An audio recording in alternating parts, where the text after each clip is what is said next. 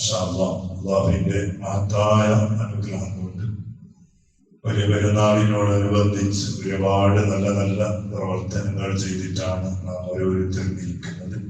അള്ളാഹു നമ്മുടെ എല്ലാ അമാലുകളും സ്വീകരിക്കുമാറാകട്ടെ. തക്ബീർ ചൊല്ലിയ ആളുകളുണ്ട്, ഉദ്ഹിയത്തിൽ അറവ് നടത്തിയ ആളുകളുണ്ട്, അതുപോലെ ഒരുപാട് സ്വതത്തകൾ, ഹദിയകൾ, നല്ല നല്ല കാര്യങ്ങൾ, പ്രത്യേകിച്ച് നമ്മുടെ നാട്ടിൽ നിന്നും കുടുംബങ്ങളിൽ നിന്നും കൂട്ടുകാരിൽ നിന്ന് ഹജ്ജ് കർമ്മത്തിന് വേണ്ടി പോയ ആളുകൾ മാഷാ അല്ലാഹ് ഒരു ബുദ്ധിമുട്ടുമില്ലാതെ ഇക്കൊല്ലം വലിയ റാഹത്തിന്റെ ഹജ്ജായിരുന്നു എന്നാണ്. അതിലൂടെ പോയ ആളുകൾക്ക് ഒരു തിരക്കില്ല, ഒരു ബുദ്ധിമുട്ടുമില്ല, ഒരു അപകടവുമില്ല. എല്ലാ റാഹത്തുള്ള ഹജ്ജ് കർമ്മം നിർവഹിക്കാൻ അവർക്ക് തൗഫീഖ് ചെയ്തു. അല്ലാഹു അവർ ചെയ്ത ഹജ്ജ് നീ കബൂലാക്കണേ അല്ലാഹ്. നിന്റെ അടുത്ത് മർദിയായ മഖബൂലായ സ്വർഗം പ്രതിഫലമായി കിട്ടുന്ന ഹജ്ജായി കൊല്ലത്തേക്ക് ലക്ഷക്കണക്കിലുള്ള ഹാജിമാരുടെ ഹജ്ജും മുമ്പ് ഹജ്ജ് ചെയ്ത പലരും, ഉംറ ചെയ്ത പലരും ഈ സദസ്സിനുണ്ട്. എല്ലാവരിൽ നിന്നും നീ കബൂലാക്കണേ അല്ലാഹ്. ഇനിയും വരും കൊല്ലങ്ങളിൽ നമുക്കും അവിടെ എത്തിപ്പെടാനുള്ള നല്ല തൗഫീഖും അതിനുള്ള ഹലാലായ സമ്പത്തും അതിനുള്ള നല്ല റാഹത്തുള്ള ആഫിയത്തുള്ള ശരീരവും അല്ലാഹു നീ ഞങ്ങൾക്ക് ബാക്കിയാക്കി തരണേ റബ്ബേ. ആമീൻ യാ റബ്ബൽ ആലമീൻ.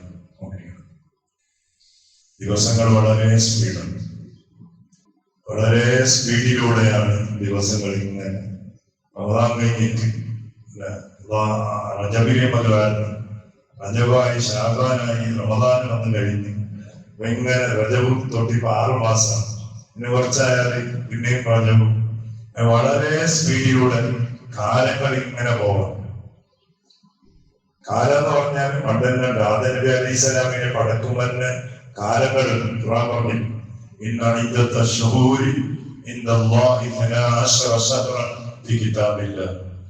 ഈ ദുനിയാവ് പടക്കും തന്നെ ദിവസങ്ങളും മാസങ്ങളും പിന്നെ കൊല്ലങ്ങളും അള്ളാഹു കണക്കാക്കി. കലണ്ടർ ഇപ്പൊ വന്നതായി, പക്ഷെ മാസം 12 പണ്ടന്നെ, അതിന് മാസത്തിന്റെ പേര് 12 കണക്കാക്കിയിട്ടുണ്ട്. അതുകൊണ്ടല്ലേ ആദം നബി അലൈഹി സ്വലാമിന്റെ ചരിത്രം പറയുന്ന പോലെ ആദം നബി അലൈഹി സ്വലാം വന്ന മാസം ഏതാണ്? മുഹറം മാസമാണ്. ദിവസം ഏതാണ്? മുഹറം 10. പിന്നെ വെള്ളിയാഴ്ചയാണ് ദുനിയാവിലേക്ക് ഇറങ്ങിയത്. അപ്പൊ മനുഷ്യനായിട്ട് ആദം നബി അലൈഹി സ്വലാമും ഇവിടെ അയക്കുമ്പോൾ തന്നെ കലണ്ടറല്ല, മാസങ്ങളും ദിവസങ്ങളും അതുപോലെ കൊല്ലങ്ങളൊക്കെയും പണ്ടന്നെ അള്ളാഹു കണക്കാക്കി വെച്ചതാണ്. പക്ഷെ പണ്ടത്തെ ആ കൊല്ലത്തിനും ഇപ്പത്തെ കൊല്ലത്തിനും വരെ മാറ്റമുണ്ട്. മഹാനായ സയ്യിദുന അബൂൽ ബശർ ആദം അലൈഹിസ്സലാം എത്രയും പറഞ്ഞ് നമ്മുടെ ചരിത്രത്തിൽ പറഞ്ഞ മദ്രസ കിതാബിൽ 960 കൊല്ലം ജീവിച്ചു. ചരിത്ര കിതാബിലൊക്കെ കാണുന്നത് 930 കൊല്ലം ജീവിച്ചു. അഭിപ്രായങ്ങളാണ്, ചരിത്രങ്ങളാണ്. പക്ഷെ അത്ര കൊല്ലം ജീവിച്ചിട്ട് പോലും പിന്നെ ഒരു രോഗം വന്നിട്ട് ആദം നബി അലൈഹി സ്വലാം വഫാത്തായി പോയതൊന്നുമല്ല. നമ്മളിപ്പോ 60 കൊല്ലം കഴിഞ്ഞാൽ പിന്നെ അങ്ങോട്ടും ഇങ്ങോട്ടും ദ്വാരക്കുമ്പോ പറയുന്നത് സാറേ നിങ്ങൾ ദ്വാരക്ക് നല്ല ആരെയും ബുദ്ധിമുട്ടാക്കാതെ ഒന്ന് പോയാൽ മതി. 60+ ആകുമ്പോൾ ഞങ്ങൾ തുടങ്ങി. കാരണം ഞങ്ങളെ എനർജി നഷ്ടപ്പെടുന്നു, 60 കഴിയുമ്പോ പിന്നെ അപ്പുറത്തേക്കാണ് പറയുന്നത്. 63 കഴിഞ്ഞാലും പിന്നെ കിട്ടുന്നതല്ല ബോണസാണ്. സിദ്ദീഖുകളുടെ 63, റസൂലുള്ള 63, ഉമർ തങ്ങൾ 63, അല്ല 63. അതിന്റെ അപ്പുറത്ത് കിട്ടുന്നതല്ല ബോണസാണ്. അപ്പൊ അത്തരത്തിൽ അതിന് മുമ്പ് തന്നെ പണ്ടത്തോളം തന്നെ കാണാം. ഇപ്പൊ ഞങ്ങൾ നോക്കി, ഇപ്പോ ഹബീബായ റസൂലുള്ളാഹി സ്വല്ലല്ലാഹു അലൈഹി വസല്ലം തങ്ങൾ ആയിഷ ബീവിയെ കല്യാണം കഴിക്കുമ്പോ ആയിഷ ബീവി ചെറിയ പ്രായം. പക്ഷെ ഈ ചെറിയ പ്രായത്തിൽ റസൂലുള്ളാഹി തങ്ങൾ ആയിഷ ബീവിയെ കല്യാണം കഴിച്ചപ്പോ അക്കാലത്തിലുള്ള ഒരാൾക്കും ഒരു ആക്ഷേപമുണ്ടായിരുന്നു.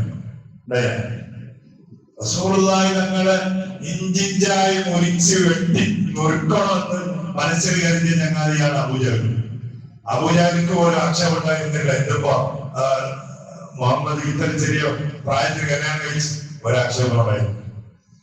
എന്നാലും അതേ സമൂഹം ഹബീബായ തങ്ങളെ എന്ത് വിളിച്ചു? ഭ്രാന്തൻ എന്ന് വിളിച്ചു. ഇല്ലാത്ത എന്തെല്ലാം പേരുകളെ കൊണ്ട് വിളിച്ചു. പക്ഷെ ഈ വിഷയത്തിൽ റസൂലുള്ളാഹി തങ്ങൾ ആയിഷ ബീവിയെ ഈ ചെറിയ പ്രായത്തിൽ കല്യാണം കഴിച്ച വിഷയത്തിൽ ഒരാൾക്കും ഒരു തർക്കം, ഒരു അഭിപ്രായം അക്കാലത്തിലോ അതിന് ശേഷം വന്ന 1000 കൊല്ലങ്ങൾ, അല്ലെ 1400 1500 കൊല്ലം അടുത്ത റബീഉൽ അവ്വൽ റസൂലുള്ളാഹി തങ്ങളുടെ 1500ാമത്തെ ജന്മദിനം. ഇതിനിടയ്ക്ക് ഒരാൾക്കും ആക്ഷേപമില്ലായിരുന്നു. ഒരാളും. ഇപ്പൊ അടുത്താണ് ആക്ഷേപം വന്നാൽ ഇവിടെ മാതൃഭൂമിക്ക് ഒരു ആക്ഷേപമാണ്. ചെറിയ പ്രായത്തിൽ കല്യാണം കഴിച്ചു എന്ന് പറഞ്ഞിട്ട് തുടങ്ങിയത് ഇപ്പൊ എന്ത് കാരണോ അങ്ങനെ ആക്ഷേപം ഉണ്ടാവാതിരിക്കാൻ കാരണം എന്താ? അന്നത്തെ ആ 10 വയസ്സ് എന്ന് പറഞ്ഞാല്, ചെറിയ പ്രായം എന്ന് പറഞ്ഞാൽ എനർജിയുടെ പ്രായമാണ്. ആർക്കും അതിന് അഭിപ്രായം ഉണ്ടായിരുന്നില്ല. സിദ്ധീകരണങ്ങൾ കെട്ടിച്ചു കൊടുത്തില്ല. ആയിഷ ബീവി 30 സിദ്ധീകരണങ്ങൾ. അവനാകാൻ റസൂലുള്ളാഹി തങ്ങളുടെ കല്യാണത്തിൽ എത്ര ആൾ പങ്കെടുത്ത്, എത്ര ആൾ ചോദിച്ചു, എത്ര ആള് വലിമൊക്കെ കഴിച്ചു? ആർക്കെങ്കിലും ആക്ഷേപം ഉണ്ടായിനോ? ഒരാൾക്ക് ആക്ഷേപമില്ല. കാരണം അന്നത്തെ കാലം എന്ന് പറഞ്ഞാൽ എനർജിയുടെ കാലം. 10 വയസ്സ് എന്ന് പറഞ്ഞാൽ ആ 10 വയസ്സല്ല എനർജിയുടെ കാലം. നമ്മുടെ കുറച്ച് മോളുടെ ഉമ്മമാരും കല്യാണം കഴിച്ചത് എത്ര പ്രായത്തിലാണ്? 10 വയസ്സ് 12 വയസ്സ്. കാരണം അവരുടെ കാലത്തിന് ആ എനർജി ഉണ്ടായിരുന്നു. ഇന്ന് എന്തായി? ഇന്ന് 22 ചോദിച്ച് കൊടുത്താലും പേടിയാണ്. നമുക്ക് വരാൻ കഴിയോ? പെറ്റാല് ഇടാൻ നോക്കാൻ കഴിയോ? പേടിയാ. കാരണം എന്താ? ഇതാണ് നമ്മളെ ഇന്നത്തെ ഫുഡാണ്, ബേബി ഫുഡ്. ബേബി ഫുഡ് ആയതുകൊണ്ട് മരിക്കുന്നത് പോലെ ബേബി തന്നെയാണ്. നമുക്കൊരു എനർജി ഇല്ല, ഒന്നും കഴിയുന്നില്ല. അതിനകത്തോട്ട് നമ്മുടെ ദിവസങ്ങളും നമ്മുടെ കൊല്ലങ്ങളും ഇങ്ങനെ മാറാണ്. ദിവസം ഭയങ്കര സ്പീഡാണ്. അതെ, നമ്മൾ ഈ 60 വയസ്സ് എന്ന് പറഞ്ഞാൽ ആദം നബി അലൈഹിസ്സലാത്തു വസ്സലാമിന്റെ ആ ചെറിയ കുട്ടിപ്രായമായിരിക്കും തോന്നും. കുട്ടിപ്രായമായിരിക്കും. എന്റെ അടുത്ത് കണ്ടപോലെ അന്ന് പ്രായം പൂർത്തിയാകണമെങ്കിൽ 30 വയസ്സാവണം. എന്റെ അടുക്ക് കണ്ടത് ഞാൻ ക്ലാസ്സിൽ പറഞ്ഞു തോന്നും. പ്രായം പൂർത്തിയാകണമെങ്കിൽ 30 വയസ്സാവണം. അല്ലെ? സുബ്ഹാനല്ലാഹ്. അല്ല, 30 അല്ല, 300 200 വയസ്സ്. എന്തോ ഓർക്കതയാണ്. അപ്പൊ അന്നത്തെ കാലം വരെയാണ്. പക്ഷെ ഇന്നത്തെ കാലത്ത് ഭയങ്കര സ്പീഡായിട്ട് ഇങ്ങനെ പോകണം. സ്പീഡാകുമ്പോ നമ്മുടെ ഉള്ളിൽ ഞാൻ ഓർക്കേണ്ട ഒരു വിഷയമുണ്ട്. നമ്മുടെ ആയുസ്സിനെ തീരും. നമ്മുടെ ആയുസ് തീരുകയാണ്. നമ്മുടെ പരലോകത്തിലേക്ക് നാം അടുക്കുകയാണ്. നമ്മുടെ ജീവിതത്തിൽ നന്മ ചെയ്യാനുള്ള അവസരങ്ങൾ നമുക്കിനി കുറഞ്ഞു വരാം. പ്രായമാകുമ്പോ എനർജി കുറയുമ്പോ, ആരോഗ്യം കുറയുമ്പോ, നമ്മുടെ ആഫിയത്ത് കുറയുമ്പോ നമ്മുടെ ഇബാദത്തിനുള്ള എനർജി കുറഞ്ഞു വരും. അതുകൊണ്ടാണ് ഒക്കെ പറയുന്നത്, അല്ലെ?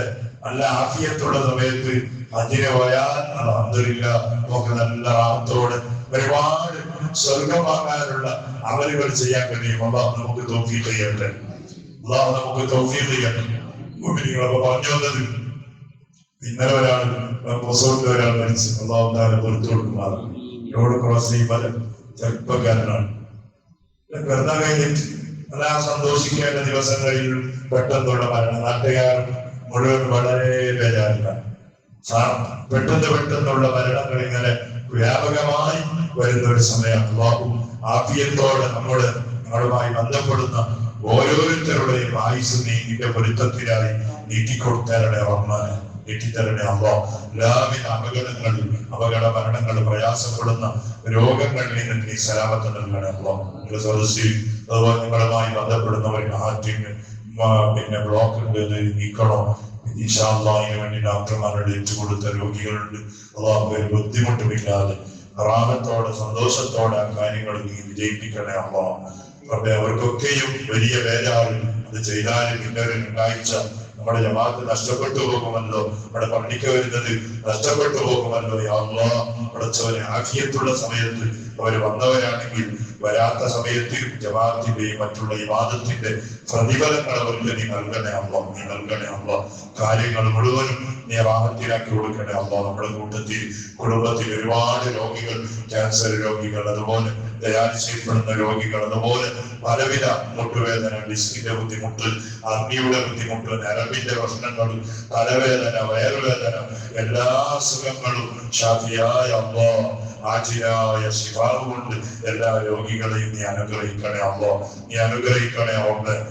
നീ തന്ന ഏറ്റവും വലിയ നിഅമത്ത് അത് ഞങ്ങൾ അംഗീകരിക്കുന്നു. നമുക്ക് നീ തന്ന ആരോഗ്യമാണല്ലോ, ആ ആഫിയത്ത് നീ നിലനിർത്തണേ അല്ലാഹ്. നീ നിലനിർത്തണേ അല്ലാഹ്. പെരുന്നാളിൻ ദിവസം കുടുംബത്തിൽ പോയപ്പോ ഒരു കുടുംബത്തിൽ ഒരു സാധുവായ ഉമ്മക്ക് ചെറിയൊരു അന്ത്യം കൊടുത്തപ്പോ ആ ഉമ്മ പറഞ്ഞു, ആ പൈസ ഒന്നും ആവശ്യമില്ല, ഇപ്പൊ എനിക്ക് വേണ്ടത് ആഫിയത്താണ്, ആരോഗ്യമെങ്കിൽ കയ്യിൽ പൈസ ഉണ്ടാക്കിയിട്ട് എന്ത് കാര്യമാണെന്ന് പറഞ്ഞിട്ട് ഉമ്മ പൊട്ടിക്കഴിഞ്ഞ് പടച്ചോനെ ഞങ്ങൾ അംഗീകരിക്കുന്നു അല്ലാഹ്. നീ തന്ന ഏറ്റവും വലിയ നിഅമത്ത് ആഫിയത്താണ്, അവന്റെ ആരോഗ്യമാണ്. അത് മരിക്കുന്നത് വരെ നീ നിലനിർത്തണേ അല്ലാഹ്. നിലനിർത്തണേ അല്ലാഹ്. നിലനിർത്തണേ അല്ലാഹ്. ഞങ്ങളെ കൊണ്ട് നമ്മുടെ ഭാര്യ മക്കളെയോ കുടുംബങ്ങളെയോ നീ പ്രയാസപ്പെടുത്തല്ലേ അവന്, നീ അവരെ പ്രയാസപ്പെടുത്തല്ലേ അല്ലാഹ്. മറ്റും അധ്വാനിക്കുന്ന നമ്മുടെ കുടുംബങ്ങൾ, നാട്ടുകാർ, സ്നേഹിതന്മാർ ആഫിയത്തുള്ള ദീർഘ ആയുസ്സുകൊണ്ട് അവരെയും ഞങ്ങളെയും അനുഗ്രഹിക്കണേ അല്ലാഹ്. ഓരോരുത്തരും ചെയ്യുന്ന ജോലി, കച്ചവടങ്ങൾ, പ്രവർത്തനങ്ങൾ എല്ലാത്തിനും നീ ബറക്കത്ത് നൽകണേ അല്ലാഹ്. നമ്മുടെ യാത്രയൊക്കെയും വലിയ ബറക്കത്ത് നൽകണേ റഹ്മാനെ. നാം ഓരോരുത്തരും ഓരോ ദിവസങ്ങളും ഉദ്ദേശിക്കുന്ന പോകുന്ന യാത്രകളിലൊക്കെയും സർവ്വവിധ അപകടങ്ങളിൽ നിന്നുള്ള ഹിഫ്ള് നൽകണേ അല്ലാഹ്. മരിച്ചുപോയ നമ്മുടെ എല്ലാ കുടുംബങ്ങളും, ഞങ്ങളുമായി ബന്ധപ്പെടുന്നവരിൽ നിന്ന് മരിച്ചുപോയവർ, ഉസ്താദന്മാരിൽ നിന്ന് മരിച്ചുപോയവർ, നമ്മെ സഹായിച്ചവരിൽ നിന്ന്, അവരുടെ കുടുംബങ്ങളിൽ നിന്ന് മരിച്ചുപോയവർ എല്ലാവർക്കും നീ സ്വർഗം നൽകണേ അല്ലാഹ്. ബിഹഖി സയ്യിദിനാ മുഹമ്മദിൻ സ്വല്ലല്ലാഹു അലൈഹി വസല്ലം. ഹസ്ബുനല്ലാഹു വനിഅമൽ വകീൽ, നിഅമൽ മൗലാ വനിഅമൽ നസീർ. ഹസ്ബുനല്ലാഹു വനിഅമൽ വകീൽ, نعم المولى ونعم النصير. حسبنا الله ونعم الوكيل، نعم المولى ونعم النصير. صلى الله على محمد، صلى الله